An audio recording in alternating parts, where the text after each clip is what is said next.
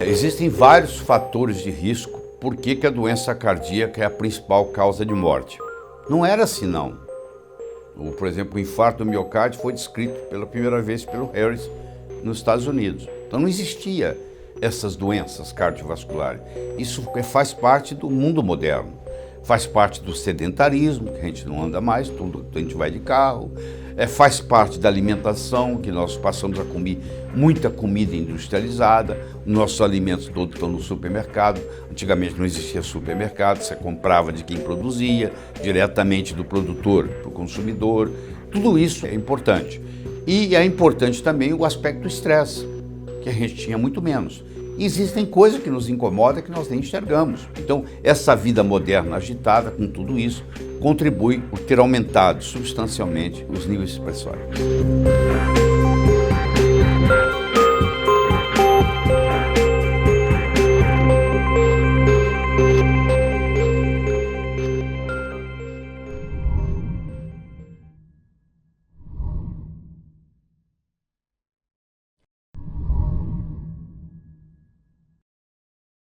Pois é, muitas vezes a hipertensão não é uma doença propriamente dita.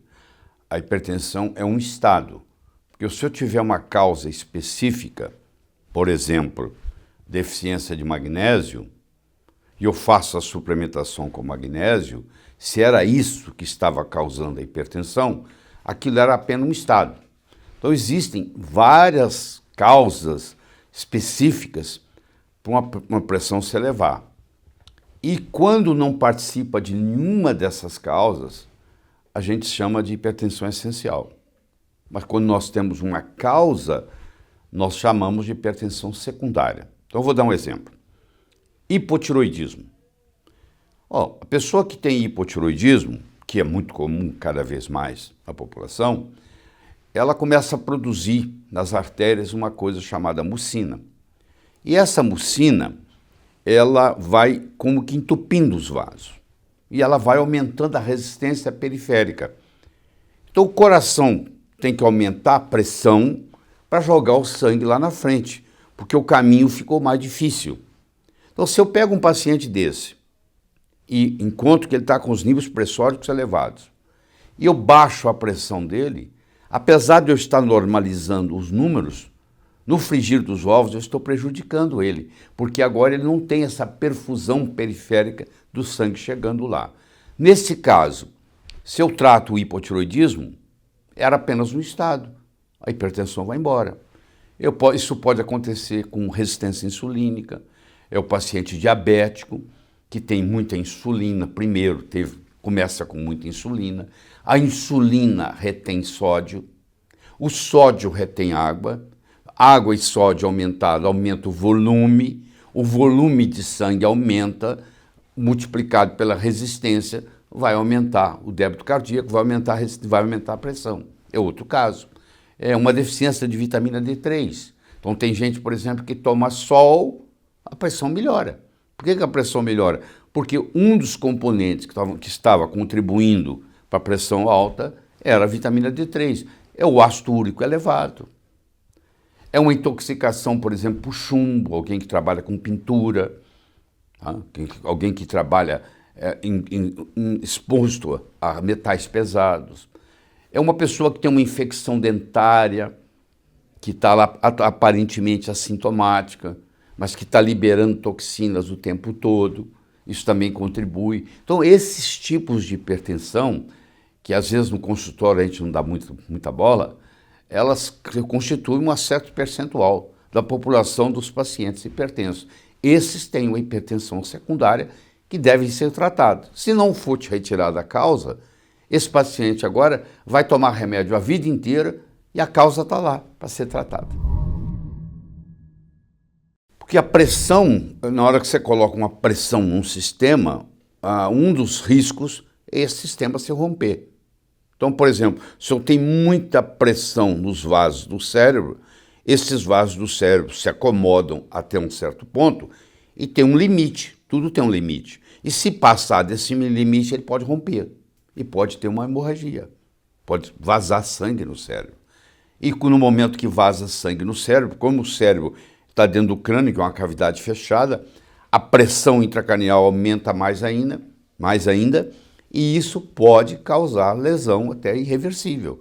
Então, o paciente pode ter o que se chama um acidente vascular cerebral, que agora mudou de nome, chama acidente vascular encefálico, que é a mesma coisa, mas vamos conversar o termo mais conhecido, que é o AVC, que é o acidente vascular cerebral, e esse acidente vascular cerebral ele pode ser ou por isquemia, entupiu, ou por hemorragia, que é o chamado o acidente vascular cerebral isquêmico, que é o mais comum, e o acidente vascular cerebral hemorrágico. E a hipertensão a longo prazo contribui para os dois. Os estudos mostram que pessoas que têm pressão arterial elevada e são tratadas, eles podem diminuir até em 40% a incidência de complicações. Isso é interessante saber. Mas eu também tenho que tomar cuidado, porque às vezes eu estou tão preocupado com o número que eu esqueço as consequências. Eu dependo muito do remédio que eu esteja usando. E, infelizmente, os remédios usados para tratar a hipertensão, eles são usados mais ou menos aleatoriamente. A maioria dos médicos vai testar para ver como é que funciona. E existem 3 mecanismos básicos para uma pressão subir. E eu tenho que saber qual o mecanismo que está funcionando no paciente que está na minha frente para eu dar para esse paciente a medicação adequada para ele. Então, por exemplo, eu tenho hipertenso que é hipertenso por um aumento de volume do sangue devido a um problema de sódio ou a um problema de excesso de cálcio. Esse vai exigir um tipo de medicamento. Eu tenho o tipo de paciente, que aliás é o mais comum, que ativou o sistema renina-angiotensina-aldosterona. Eu vou ter que ter uma abordagem diferente nesse. E eu tenho um tipo de hipertensão que é menos comum do que a renina-angiotensina-aldosterona e menos comum do que a sódio-cálcio-volume, mas ela existe, 15% dos hipertensos estão nessa categoria, que é a chamada hipertensão neurogênica, que é a hipertensão emocional, que a pessoa tem uma notícia e fica com a pressão alta. E se classifica como uma estimulação do sistema simpático. Então eu posso ter um paciente que está com a pressão alta pela estimulação do sistema simpático, eu posso ter um paciente que está com pressão alta porque aumentou o volume sanguíneo, retenção de sódio, de água, eu posso ter um paciente que está hipertenso porque ativou o sistema renina-angiotensina-aldosterona. Se eu não levo isso em consideração no meu diagnóstico de que tipo de pressão esse paciente tem, eu posso estar dando para um paciente o medicamento errado. Então, por exemplo, eu vou dar um diurético para uma pessoa que tem renina-angiotensina-aldosterona.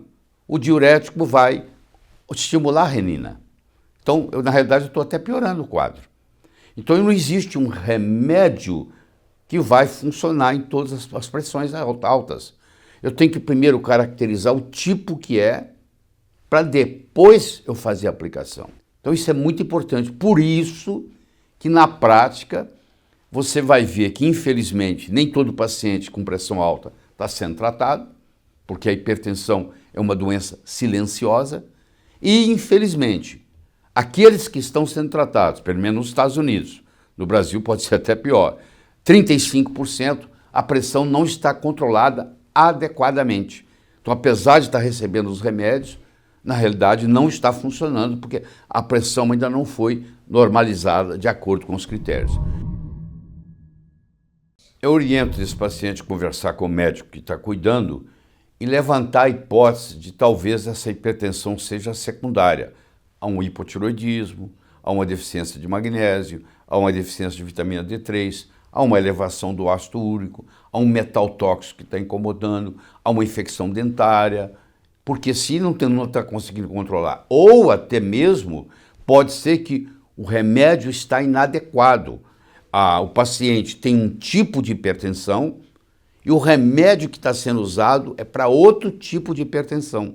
Então, por isso que é importante nós classificarmos a hipertensão quanto ao mecanismo de ação em 3 tipos. A volume dependente, a renina-angiotensina-aldosterona dependente e ao sistema nervoso simpático dependente. Esse é um trio. E cada um desses vai ter um remédio de preferência. Então, o que eu estou querendo mostrar aqui, que por isso que você tem que ir ao médico, porque muitas vezes você vai na farmácia e compra um remédio antihipertensivo e esse remédio não vai bater com o tipo de hipertensão que você tem. Você vai sofrer os efeitos colaterais dos remédios, que todos eles têm. Se você está duvidando de mim, eu quero que você olhe a bula, porque por lei é obrigado a ser colocado na bula o que o remédio pode fazer. Eu acho que você hoje, com a internet, com todo o conhecimento que existe, você tem que estar a par de tudo isso, porque a saúde é sua, a doença é sua, e você tem que ser o mais responsável pela sua saúde do que o médico. Você não pode entregar isso, delegar isso para ninguém. Você é responsável pela sua saúde. O médico vai te orientar o que você pode fazer, o que você não pode fazer, mas no final das contas é você que tem que cuidar de você. Então você tem que tomar cuidado, a automedicação aqui não se aplica. Tem muita gente que vai na farmácia, compra um remédio antihipertensivo que não tem nada a ver com o tipo de hipertensão que ele tem e as consequências podem ser drásticas. Pode ter um acidente vascular cerebral, pode nunca mais andar, pode nunca mais falar, porque fez a coisa errada.